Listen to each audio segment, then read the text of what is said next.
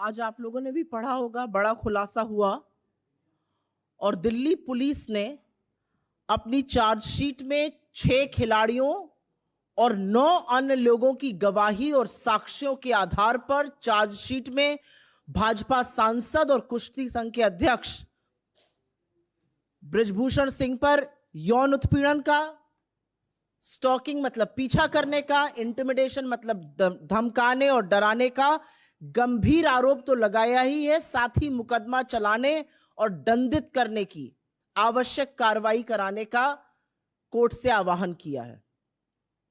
आपकी जानकारी के लिए यहां पर बताना जरूरी है कि बृजभूषण सिंह भाजपा सांसद पर धारा 506 आपराधिक धमकी, 354 महिला की लज्जा और शीलता को भंग करना, 354A यौन उत्पीड़न, 354D पीछा करना जैसी धाराएं लगाई गई हैं।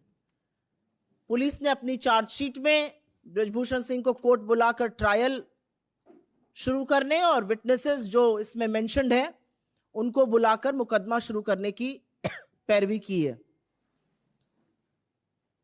इस चार्जशीट के अनुसार 108 लोगों से बात की पुलिस ने, जिसमें से 15 लोग, जिसमें रेसलर्स हैं, रेफरी हैं, कोचेस हैं, ने गवाही दी और उसमें यौन उत्पीड़न, डराने धमकाने जैसे संगीन आरोप लगाए।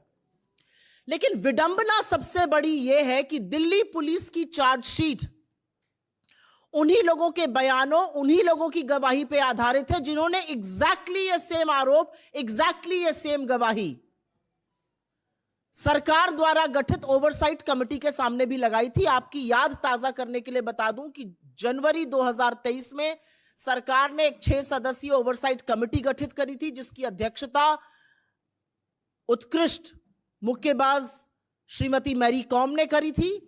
उन्होंने फरवरी के दौरान इन खिलाड़ियों की और अन्य लोगों की बात सुनी, जिस बातचीत के दौरान ये गंभीर आरोप लगाए गए।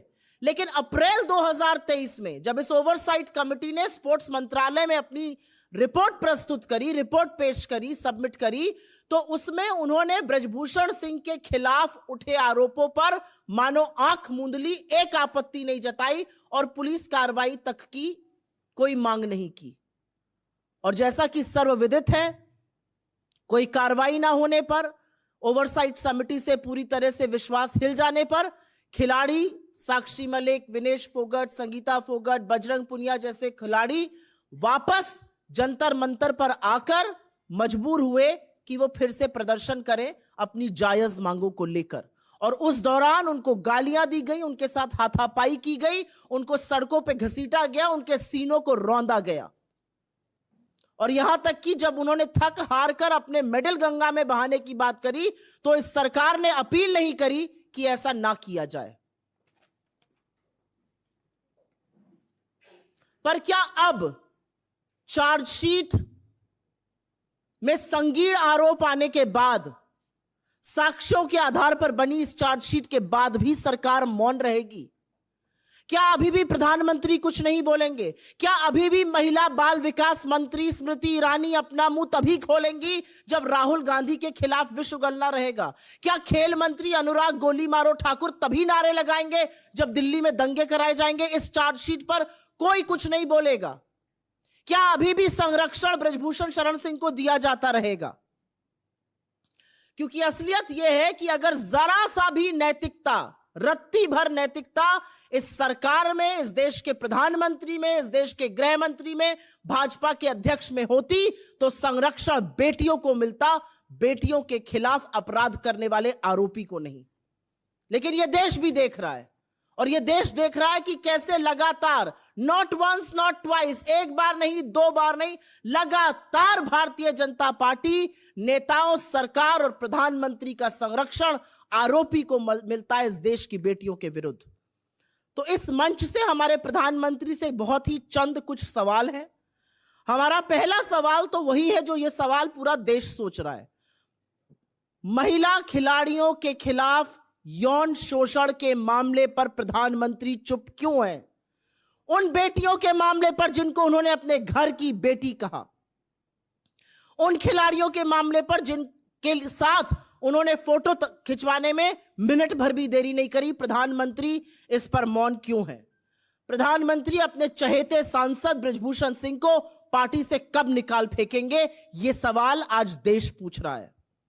आज देश पूछ रहा है कि भाजपा सांसद और कुश्ती संघ के जो अध्यक्ष हैं ब्रजभूषण सिंह, उनकी गिरफ्तारी कब होगी? क्यों इतनी छूट मिली हुई है उनको? और अंत में मोदी जी, आपकी सरकार ब्रजभूषण सिंह को संरक्षण देना कब बंद करेगी?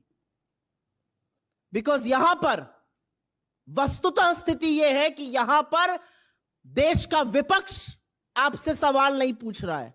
आपका टेस्ट, आपका परीक्षण इस समय देश की बेटियां करना चाहती हैं। क्या नैतिकता है जरा सी भी आप में, और आप क्या कीजिएगा? I will very briefly make the same statement in English.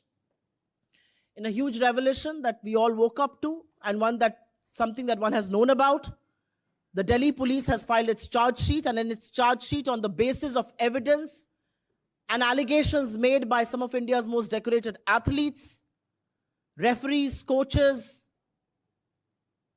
and other vendors, they have filed serious charges of sexual misconduct, sexual harassment, molestation, and stalking against BJP MP and also the Wrestling Federation Chief Brajbhushan Singh.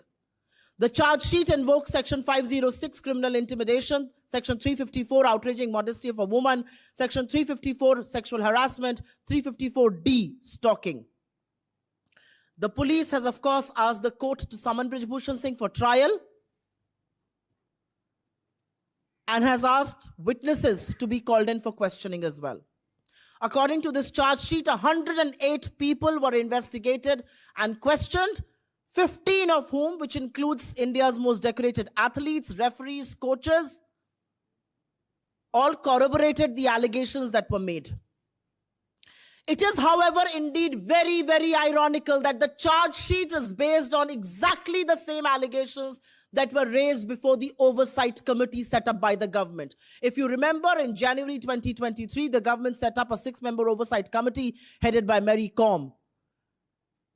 In February, players, athletes, coaches, referees were summoned by this committee. They made allegations of sexual exploitation, sexual harassment against the Wrestling Federation chief, against the BJP MP.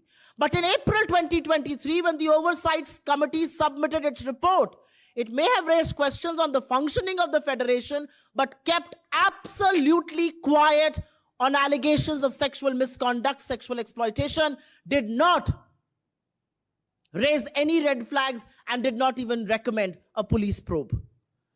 And what followed, I think one knows. It was in April 2023, after the Oversight Committee they had no faith in the Oversight Committee.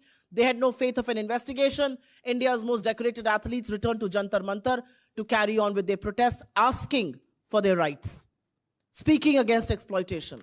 And during this time, they were mercilessly beaten up, they were dragged, they were hurled abusers at, and when they decided to drown their medals in the river, the government did not even choose to make an appeal to them.